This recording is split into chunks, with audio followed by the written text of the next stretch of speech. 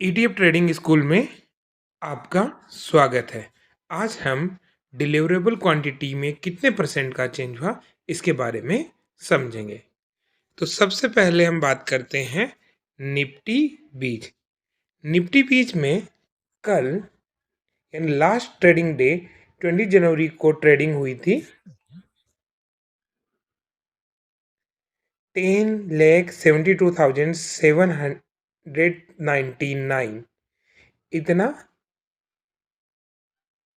Quantity की delivery हुई थी। और आज जो क्वांटिटी डिलीवरी हुई है वो है 38,68,963 यानी लास्ट ट्रेडिंग डे की तुलना में 260% ट्रेडिंग ज़्यादा हुई है। तो यहाँ पे हमें ये देखना है कि इतनी ज़्यादा ट्रेडिंग कैसे बढ़ी है।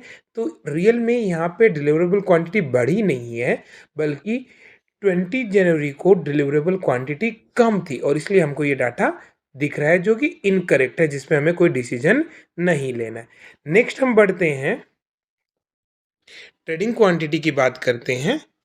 तो हम देखते हैं HDFC मिड 150 में, इसमें भी यही हो रहा है कि 20 जनवरी 2024 को डिलीवरेबल क्वांटिटी थी 84,480 और जो आज 3,32,789 हो गई, यानी इसमें भी 293.93% की बढ़ोतरी हुई है।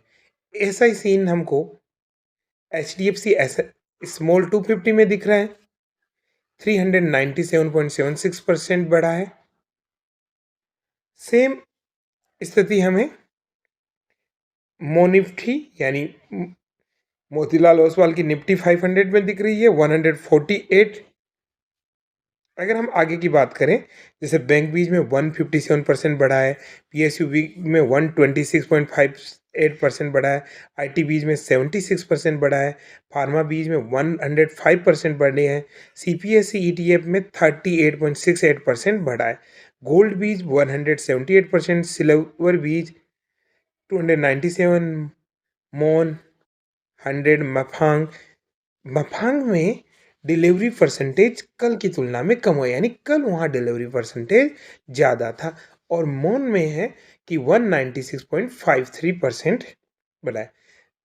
तो यहाँ पे हम ये देख सकते हैं कि भाई ये जो डाटा है वो सफिशिएंट नहीं है डिसीजन लेने के लिए कि वॉल्यूम बढ़ रहा है या घट रहा है या डिलीवरेबल क्वांटिटी बढ़ रही है घट रही है, क्योंकि सैटरडे को ट्रेडिंग डे था और DII ने डाटा परचेज नहीं की है, या हम कहें कि बहुत सारे लोगों ने पार्टिसिपेट नहीं किया। तो यहाँ पे हम क्या कर सकते हैं कि यहाँ पे हम समझने के लिए पूरे वॉल्यूम को एनालिसिस कर सकते हैं। तो अगर हम वॉल्यूम की बात करें तो वॉल्यूम में हम देख रहे हैं कि निफ्टी बीच का वॉल्यूम क्या है। तो हमने लास्ट 5 वर्किंग ट्रेडिंग डेज के बारे में समझा। तो लास्ट 5 ट्रेडिंग डेज में हमने देखा कि भाई सबसे पहले 17 को जो वॉल्यूम था वो था 61,21,000। फिर 18 को भी 61 लाख, फिर 19 को हो गया 27 लाख, यानी वॉल्यूम बहुत कम हो गया। और 20 को भी हो गया 15 लाख, यानी हम ये कह सकते हैं कि फ्राइडे एंड सैटरडे दोनों में वॉल्यूम कम था और आज जो वॉल्यूम हुआ है वो उतना ही है जितना 17 और 18 जनवरी को था। तो आप ये कह सकते हो इसमें ऑलमोस्ट उतना ही है, थोड़ा बहुत कम ही माना जाएगा कि भाई 17 और 18 की तुलना में थोड़ा सा कम हुआ है। और इसी तरह से आप देख सकते हो कि भाई 19th 18th और 23 तीनों में ही कम हुआ है रिलेटिवली पीछे वालों से। तो आप कह सकते हो कि प्राइस कम हुई है। फिर आते हैं HDFC मिड 150 में देखो कि इसका एवरेज वॉल्यूम जो चल रहा था 17 जनवरी को था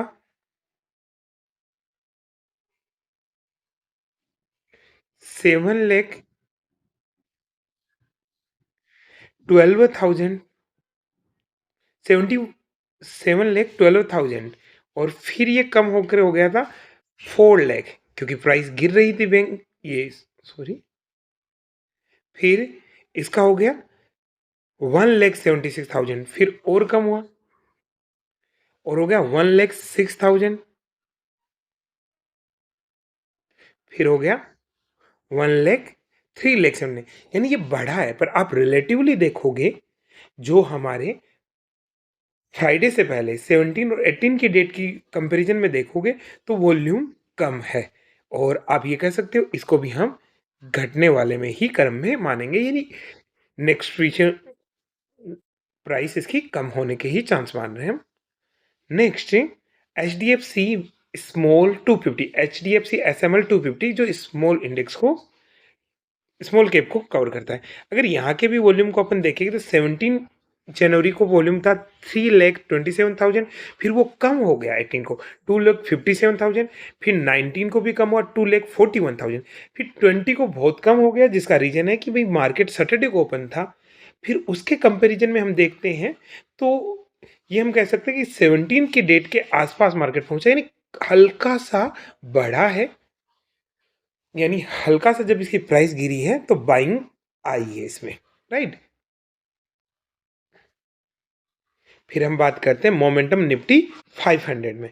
मोमेंटम निफ्टी 500 में भी कुछ इसी तरह से था कि 17 जनवरी को था 8,44,538, फिर ये कम हो गया 2,22,000 हो गया, 2,18,000 हो गया, फिर हम 20 वाले को इग्नोर कर दें और 2,70,000, तो हम ये कह सकते हैं 17 की तुलना में कम है और अप्रोक्स उसी लेवल पे है, यानी बहुत ज़्यादा कोई चेंजेज नहीं है इसके वॉल्यूम में। फिर बैंक बीज की बात की जाए तो बैंक में जो था 17 को वो था 33 लाख, फिर 19 लाख हो गया, फिर 15 लाख हो गया, फिर 7 लाख हुआ और अब हो गया 20 लाख। तो आप 7 लाख को इग्नोर करो क्योंकि सैटरडे को मार्केट ओपन था। बाकी में हम देखते हैं तो ये 15, 19, 20, 33 है ना, रिलेटिवली थोड़ा सा बड़ा है या हम कह सकते हैं उतना ही है, कोई खास चेंजेज नहीं है, तो साइडवेज जैसा समझिए आप। फिर हम आते हैं पीएसयू बैंक में। पीएसयू बैंक बीच में क्या था, 17 को था 18 लाख, फिर हुआ 44 लाख यानी बढ़ा, फिर 32 लाख, 72 लाख और 59 लाख, यानी हम इसमें क्लियर कट कह सकते हैं कि बढ़ा है, क्योंकि ये 18 लाख था उससे भी ज़्यादा, 44 लाख से भी ज़्यादा है। तो आप ये कह सकते हो पीएसयू बैंक में जब प्राइस नीचे आई है, जैसे आज के दिन में 3.45% गिरा है, तब लोगों ने जैसे ऊपर से प्रॉफिट बुकिंग हुई तो लोगों ने इसको बाइंग अपॉर्चुनिटी लिया है, वॉल्यूम बढ़ा है। और बाकी हम इसका ज़्यादा अच्छे से तभी बता पाएंगे जब इसका हमारे पुराने भी डिलीवरेबल क्वांटिटीज को, और हम कोई भी डिस्कशन एक दिन में नहीं लेंगे, एक लंबी सीरीज के बाद हम इस परसेंटेज को इंटरप्रेट करने लगेंगे, अभी केवल ये इन्फॉर्मेशन है। आईटी बीज की बात की जाए तो आईटी बीज में 17 जनवरी को था 71 लाख, फिर हुआ 52 लाख, 37 लाख, 27 लाख और 45 लाख। अब आप देखो क्रम से कि लगातार गिर रहा था, 20 वाले को इग्नोर करके देखें तो थोड़ा सा यानी 19 से थोड़ा बढ़ा है आज, तो पर ये भी एक तरह से साइड में। और अगर हम ये कहें कि भाई ये फ्राइडे को जो मार्केट था उसके बेसिस पे है, क्योंकि आईटी कंपनीज का जो मार्केट है वो यूएस में है, तो उसके आधार पे हम देख लेते हैं। फार्मा बीज की बात की जाए तो फार्मा में 33 लाख 17 जनवरी को, फिर 18 जनवरी को,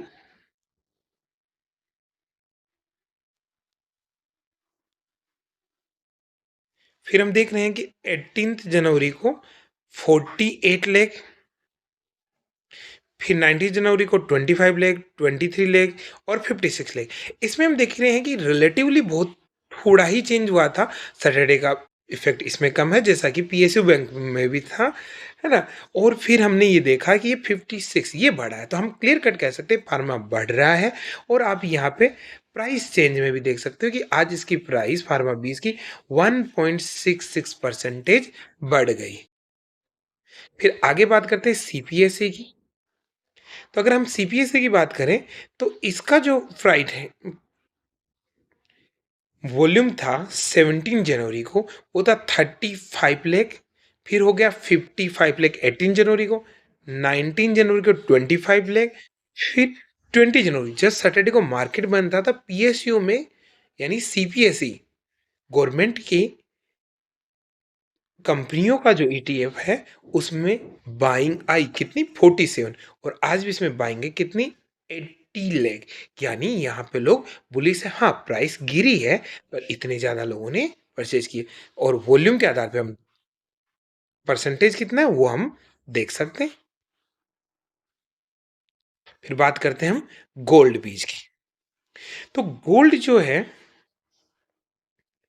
उसमें देखो 42 लाख लेख था 17 जनवरी को, 18 जनवरी को 43 लेख हो गया, 19 जनवरी को 32 यानी कम हुआ, फिर 17 कम अगर हम इसे इग्नोर करते हैं और फिर हम 23 को देखते हैं तो कितना मिलता है 46 यानी ये पुराने वालों से ज़्यादा हुआ है।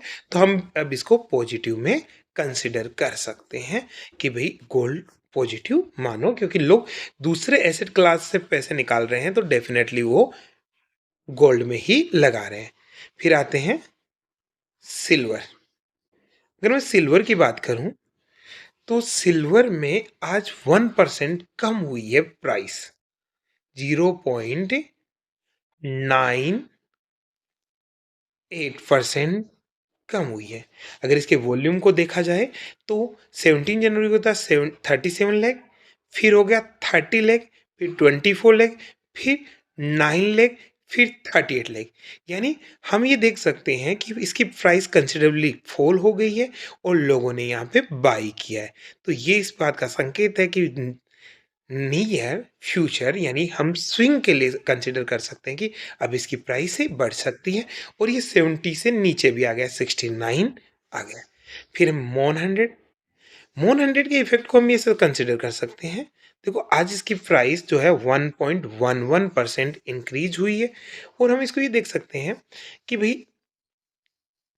फ्राइडे को यूएस मार्केट खुला और उसका इफेक्ट जो हमारे मंडे को होना है वो सैटरडे को हो गया। तो आज ट्यूसडे को जो रहा वो मंडे वाले मार्केट का रहा, सिंपल है। तो अगर हम यहाँ पे ये बात करें कि 17 को कितना था 4 लाख, 3 लाख, 7 लाख, 2 लाख और 6 लाख, तो ऑलमोस्ट एवरेज इक्वल सा है। प्राइस बढ़ी है यहाँ से और कंटिन्यूस बढ़ रही है। फिर मफांग मफांग की प्राइस आज थोड़ी सी कम हुई है, यानी एक तरह से आप प्रॉफिट बुकिंग कर सकते हो। और इसके आप ये देखें तो ये 10 लाख था, फिर 6 लाख, फिर वापस से 10 लाख, फिर 12 लाख और फिर 5 लाख। इसमें हम ये भी देख सकते हैं कि 20 को जब बाकी लोगों का वॉल्यूम कम हुआ था तब इसका वॉल्यूम बढ़ा था और वो इफेक्ट था फ्राइडे की जो भी मार्केट है उसको कंसिडर करने के लिए। अगर हम आप इसकी समरी को देखें तो इसकी समरी ये लगे कि वॉल्यूम सबका बढ़ा हुआ है, जिसका रीजन है कि वॉल्यूम बस केवल और केवल मफंग का ही वॉल्यूम जो है कम हो रखा है। और यहाँ पे आप देख सकते हो मफंग में प्रॉफिट बुकिंग हुई है ना, कंसिडरेबली ये हाई हो गया था। तो थैंक्स फॉर वॉचिंग और हमारे चैनल को सब्सक्राइब जरूर करें।